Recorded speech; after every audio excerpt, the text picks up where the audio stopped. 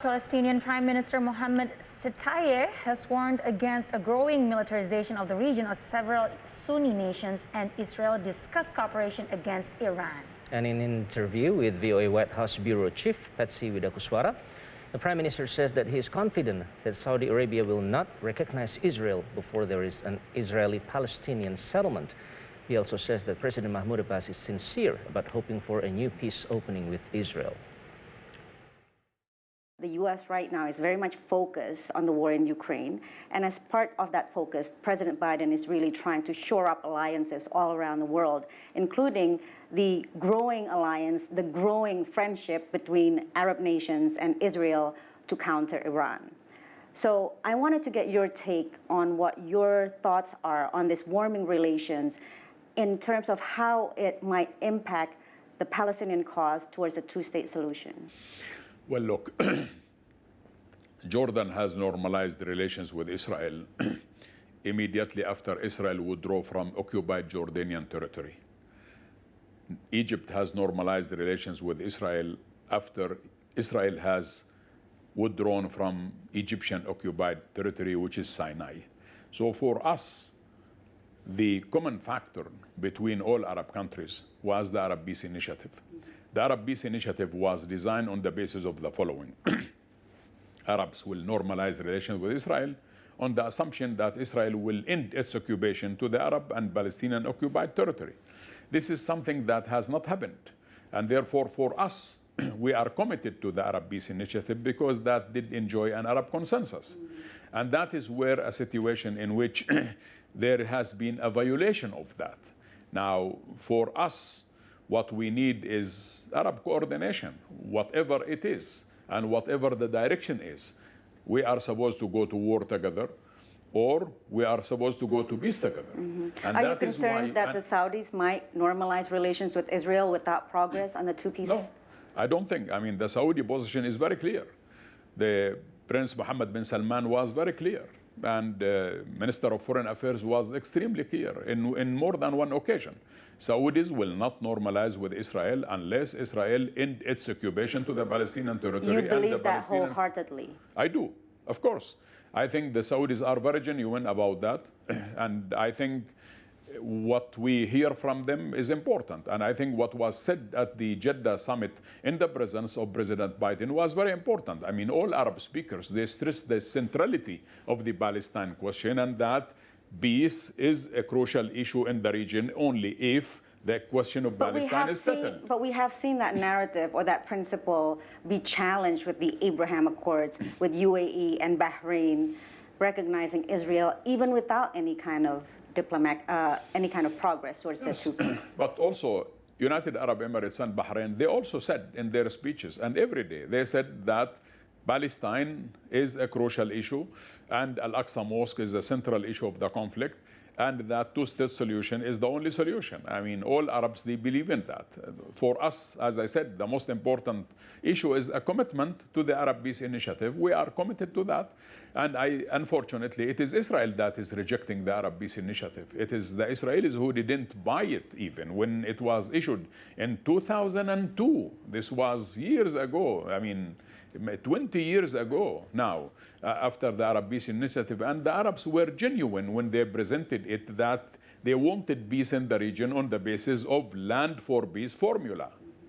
There's also a growing security partnership, though, between Arab nations and Israel to counter the threat of Iran. Would the Palestinian Authority join that coalition? Would you be able to explain it to the Palestinian people? There is no coalition. We all know, we heard the statements yesterday and a few days ago in Jeddah that the Iranian issue needs a political solution. And I think that Washington is negotiating, Europe is negotiating with the Iranians. There was an agreement with Iran. And I think the Saudis also are talking to the Iranians. Everybody is. United Arab Emirates has announced explicitly and clearly that they are not going to be part of any coalition against Iran and so on. So the issue for us is not about coalitions or polarization of the region. The issue is that we need peaceful region. And in order for us to have peaceful region, everybody has a right to be sovereign within their own borders. including the Palestinians. To dig deeper into that issue, there may not be a formal security, Middle East NATO type of coalition, but there is growing partnership and there is growing cooperation, for example, in this air and missile defense system that the U.S. is trying to encourage Arab nations and Israelis to build together. How does the Palestinian Authority feel about that?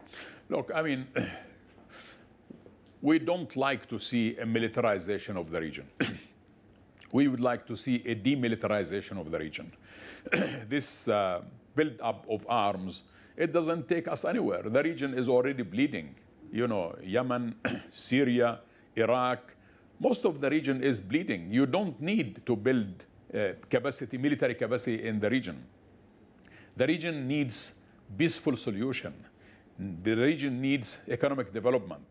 And in order for us to go into that direction, I think investments should go into that direction. It's a pity that billions of dollars are spent on arms. If these billions of dollars are spent in poor countries, we could have avoided a failing state in Yemen or a situation in Syria or in Iraq and so on and so forth. That is what the region needs. It needs economic development, hope for the future, the young generation, and also prosperity, because without that, based on peace, the most important part of the story is that we have not seen the fruits of peace. We have not seen the peace process ending in a successful product. And that begins with political dialogue. And I understand that President Mahmoud Abbas has just recently spoken to Israeli Prime Minister Yair Lapid, as well as Hamas leadership.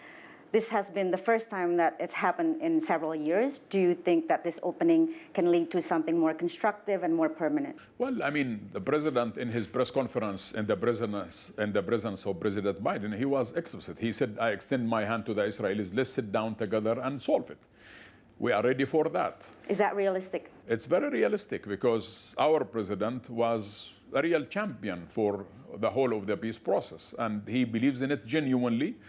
And I think we all do. We all do, simply because we know that a successful peace negotiation, it is in the benefit of the Palestinians. We are the ones who are under occupation. It's not our tanks that is surrounding Tel Aviv. It's the Israeli tanks that's occupying Ramallah and all other parts of Palestine, including Jerusalem. So for us, I mean, we are also realistic. We are very realistic people. We know that there is no government in Israel. But even when there was a government in Israel, remember what Bennett was saying, 3 no's. No to talks to President Abbas, no negotiations with the Palestinians, and no to toast a solution. When you don't have a partner in Israel, with whom shall we talk? Well, we heard Prime Minister Lapid confirmed his support for the two-state solution. I want to just go back again to what you mentioned, because I think this is important on the case of Shireen Abu Akleh. Do you believe the conclusion of U.S. investigators that the bullet it was likely an Israeli bullet, but they had no reason to believe that it was intentional? Well, look, first of all, there is no way that you can say it is intentional or not intentional before you ask the soldier who shot, who took the shots. The soldier has never been asked. So if the conclusion that it was from the side of the Israeli army, then somebody should have asked the soldier. How is it possible for you to draw a conclusion that it is intentional or unintentional without asking the person or without asking the commander who was in the region? So I don't buy this argument at all, or this conclusion at all. Shireen Abu Akleh was killed by the Israelis. Do you believe that the U.S. is shielding the Israelis from taking full responsibility? Well, I know that there was a technical report, a security report, but what was issued was a political report. And I know that there is a gap between a technical report and a political report. And I think the political report did stand short on reality. You cannot say that it is unintentional without asking the soldier who actually, took the shot.